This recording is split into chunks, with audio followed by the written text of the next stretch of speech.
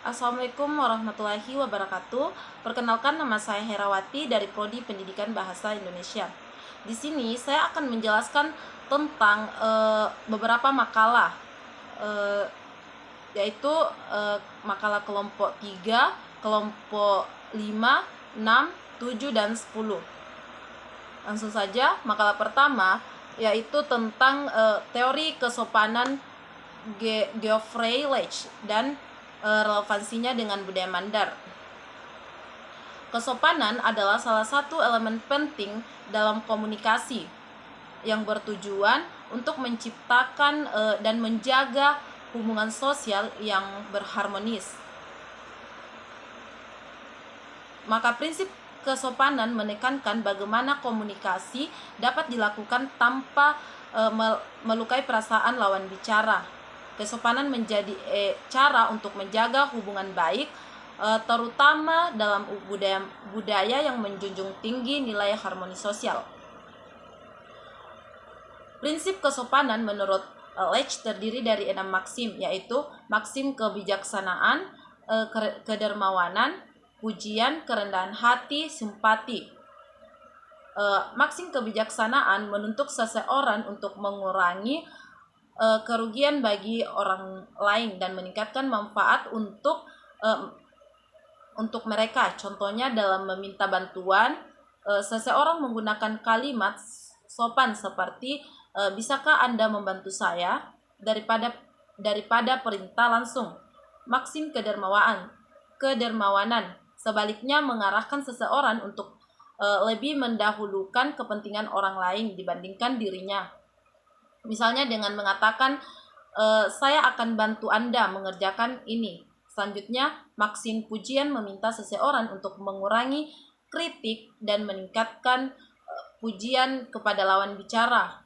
Contohnya seperti ketika memberikan penilaian, seseorang dapat mengatakan, hasil kerja Anda luar biasa, dibandingkan kritik langsung yang bersifat merendahkan. Maksim kerendahan hati menuntut seseorang untuk tidak terlalu memuji dirinya sendiri dan lebih menunjukkan penghargaan kepada orang lain.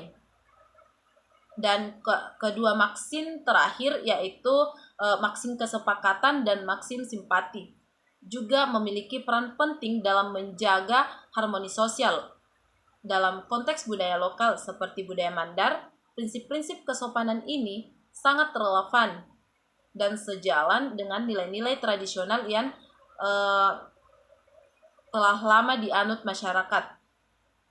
Seperti contohnya konsep sipa, rasa hormat, dan sibalipari, kebersamaan, mencerminkan bagaimana masyarakat Mandar menunjukkan tinggi komunikasi yang beretika, saling menghargai, serta menghindari konflik. Penggunaan bahasa yang halus, penghormatan terhadap orang lain atau orang yang lebih tua, serta penerapan sikap empati dalam kehidupan sosial merupakan bukti nyata dari penerapan prinsip-prinsip kesopanan dalam budaya Mandar. Namun, perkembangan zaman di modernisasi membawa tantangan tersendiri dalam menjaga nilai-nilai kesopanan dalam komunikasi, terutama dengan hadirnya media sosial yang sering kali mengedepankan komunikasi langsung dan terbuka. Pergeseran cara berkomunikasi ini berisiko mengikis kesopanan tradisional yang telah lama menjadi pedoman dalam interaksi sosial. Oleh karena itu, diperlukan kesadaran dan upaya untuk mengadaptasi nilai-nilai kesopanan tradisional ke dalam konteks modern, agar harmoni sosial tetap terjaga meskipun di tengah kemajuan teknologi. Dengan demikian, teori kesopanan Leach tidak hanya relevan dalam tanah akademik, tetapi juga menjadi alat yang dapat digunakan untuk mempertahankan dan menyesuaikan budaya komunikasi dalam masyarakat yang terus berkembang. Adaptasi budaya yang bijak akan memastikan bahwa nilai-nilai kesopanan tetap hidup dan dihormati, baik dalam interaksi langsung maupun dalam komunikasi digital. Yang kedua itu teori kesopanan menurut Pranowo. Kesantunan berbahasa merupakan aspek penting dalam menjaga hubungan sosial yang harmonis dalam masyarakat. Konsep dasar kesantunan berbahasa menekankan pentingnya penggunaan kata-kata yang tepat, intonasi yang sesuai, serta pemahaman terhadap norma-norma sosial yang berlaku. Kesantunan dalam berbahasa tidak hanya berkaitan dengan aspek linguistik, tetapi juga mencakup aspek sosiokultural dan psikologis. Berdasarkan teori yang dikemukakan oleh Pranowo 2009, kesantunan berbahasa memiliki 3 dimensi utama, yaitu dimensi linguistik yang berkaitan dengan pemilihan kata dan ungkapan yang santun, serta penggunaan berbahasa yang sesuai dengan situasi. Dimensi sosiokultural yang menekankan pentingnya memahami nilai-nilai kesopanan yang berlaku dalam suatu budaya atau kelompok sosial yang tertentu. Yang ketiga, dimensi psikologis yang berfokus pada upaya menjaga perasaan dan harga diri lawan bicara agar komunikasi tetap berjalan dengan baik dan tidak menyinggung pihak lain. Implementasi teori kesantunan berbahasa dalam konteks masyarakat Indonesia sangat bervariasi, mengingat keberagaman budaya dan bahasa yang ada. Dalam masyarakat Jawa, misalnya penggunaan bahasa Jawa keramat, inggil menunjukkan bentuk kesantunan yang tinggi. Sementara dalam masyarakat Indonesia secara umum penggunaan bahasa Indonesia yang baik dan benar menjadi standar komunikasi yang santun. Kesantunan dalam berbahasa juga terlihat dalam interaksi sehari-hari, baik dalam percakapan antara mahasiswa dan dosen, anak dan orang tua, maupun sesama teman, yang tetap menjaga kesopanan dalam berbicara. Namun, implementasi kesantunan berbahasa juga menghadapi beberapa tantangan seperti perubahan sosial akibat globalisasi, penyalahgunaan media sosial yang sering menjadi wadah ujaran kebencian, serta kurangnya kesadaran masyarakat akan pentingnya berbahasa dengan santun. Di sisi lain, terdapat peluang untuk memperkuat kesantunan berbahasa melalui pendidikan formal yang menanamkan nilai-nilai kesopanan sejak dini, sosialisasi dalam keluarga dan lingkungan masyarakat, serta kampanye yang mendorong pentingnya penggunaan bahasa yang santun dalam kehidupan sehari-hari. Dengan memahami dan menerapkan kesantunan berbahasa, masyarakat Indonesia dapat menciptakan lingkungan komunikasi yang lebih harmonis, menghormati pemberdayaan budaya, serta menjaga etika dalam berinteraksi, baik dalam kehidupan nyata maupun di dunia digital. Yang ketiga, konsep komunikasi dalam Kalindakda dalam kaitannya dengan teori kesantunan. Kalindakda merupakan salah satu bentuk sastra lisan khas masyarakat Mandar, Sulawesi Barat yang memiliki nilai budaya dan kesantunan yang tinggi. Secara etimologis, Kalindakda berasal dari kata kali yang berarti menemukan dan dakda yang berarti hati. Sehingga maknanya merujuk pada ekspresi perasaan dan pikiran yang diungkapkan melalui pidato kiasan. Kalindakda menjadi bagian penting dalam tradisi lisan masyarakat Mandar, terutama dalam acara adat seperti Sayam Patudu dan berbagai perayaan lainnya. Sebagai karya sastra berbentuk pantung, Kalindakda memiliki struktur yang khas, yakni terdiri dari 4 baris dengan pola suku kata 8757. Berbeda dengan pantung Melayu yang memiliki sampiran dengan isi Kalindakda, terdiri dari 4 lirik yang membentuk satu kesantunan makna. Penggunaan mencakup berbagai aspek kehidupan, mulai dari hiburan, sindiran, nasihat, hingga motivasi bagi para pejuang di masa lalu. Dampak aspek komunikasi Kalindakda menggabungkan komunikasi verbal dan nonverbal, komunikasi simbolik, serta komunikasi dalam ritual dan upacara adat. Sebagai alat komunikasi, Kalindakda berfungsi untuk menyampaikan pesan moral, nasihat, serta sebagai media hiburan yang mempererat hubungan sosial dalam masyarakat. Selain itu, Kalindada juga menjadi alat pendidikan dalam menanamkan nilai-nilai kesopanan, adat istiadat, dan etika berkomunikasi.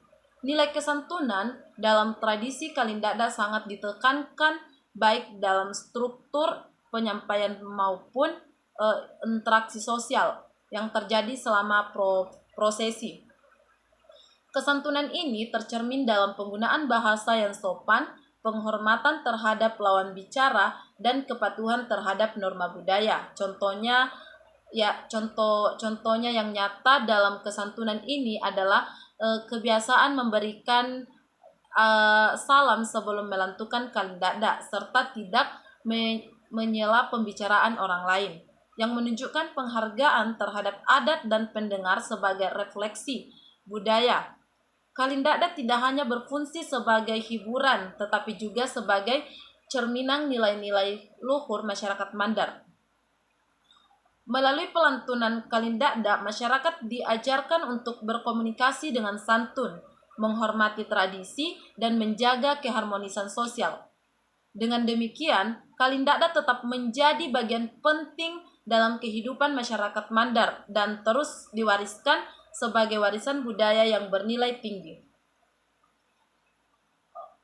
Materi yang keempat itu yaitu bahasa dan sistem komunikasi masyarakat Mandar, konsep tradisi Metawe dalam kaitannya dengan teori kesantunan dan teori etika.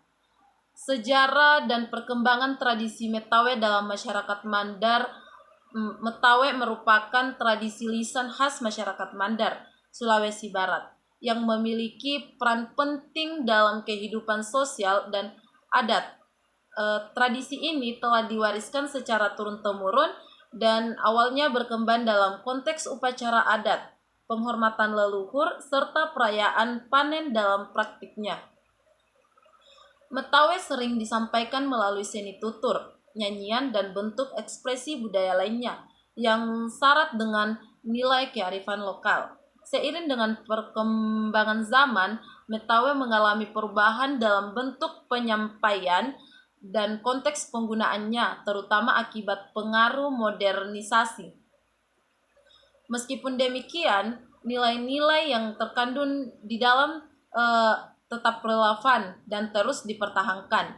Hingga kini, Metawe masih sering ditemui dalam berbagai acara adat seperti pernikahan, dan pertemuan komunitas sebagai sarana untuk menyampaikan pesan moral dan mempererat hubungan sosial.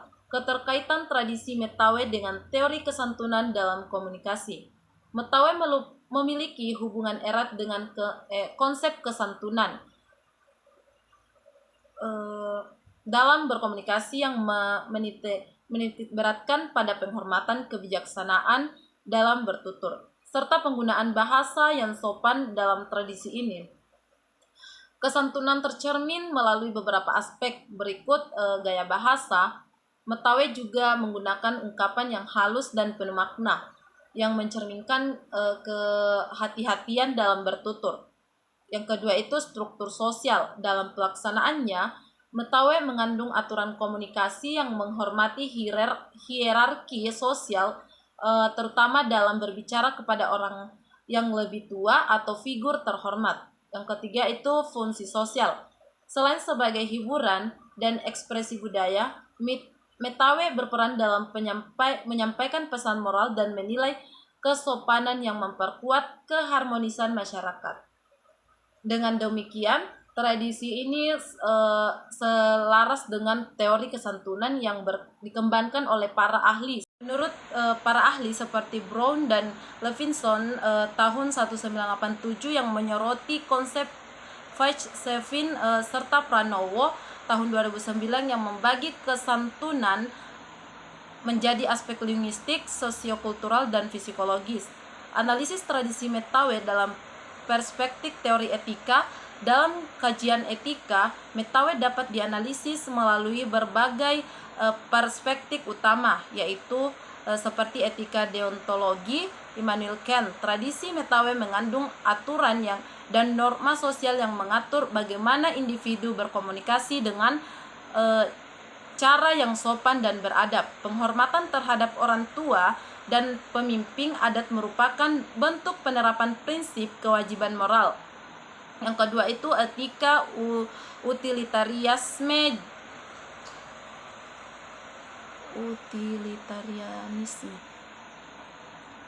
Etika utilitarianisme atau Jeremy Bentham dan John Stuart Mill.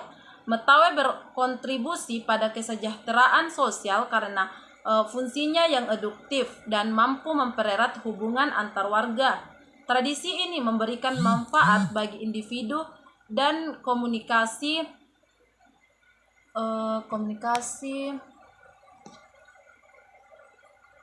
secara luas.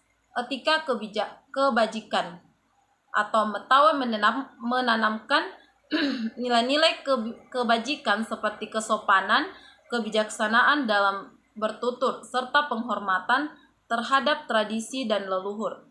Praktik ini membentuk karakter individu yang beretika dalam kehidupan sosial. Secara keseluruhan, mitawai bukan sekedar bentuk ekspresi budaya, tetapi juga berperan sebagai media yang mengajarkan kesantunan dan etika dalam komunikasi, serta mempertahankan identitas budaya masyarakat Mandar. Yang terakhir itu teori etika utilitarianisme John Stuart Mill. John Stuart Mill merupakan salah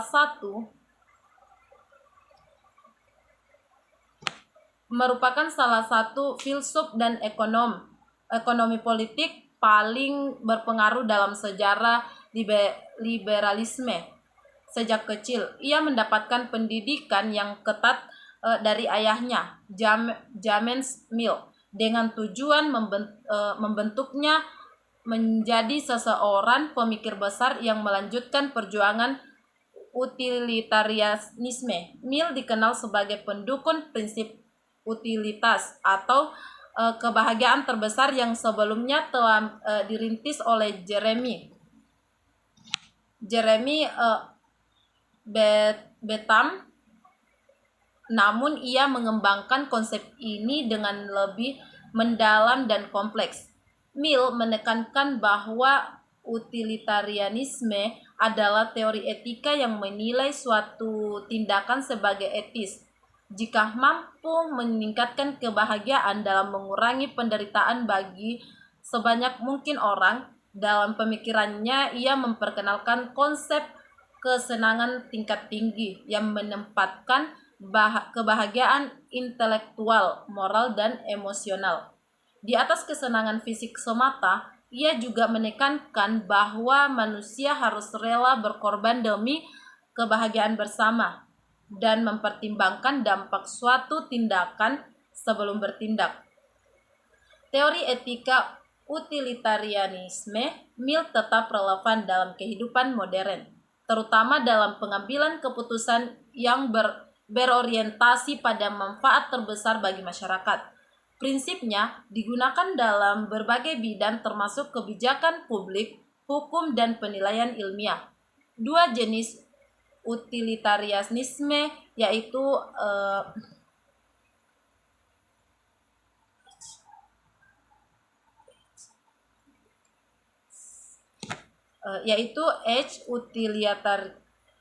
utilitarianis menilai tindakan berdasarkan hasil langsungnya, dan rule utilitarianis mengikuti aturan yang menghasilkan manfaat terbesar, menunjukkan bahwa prinsip ini dapat diterapkan secara fleksibel dalam berbagai situasi.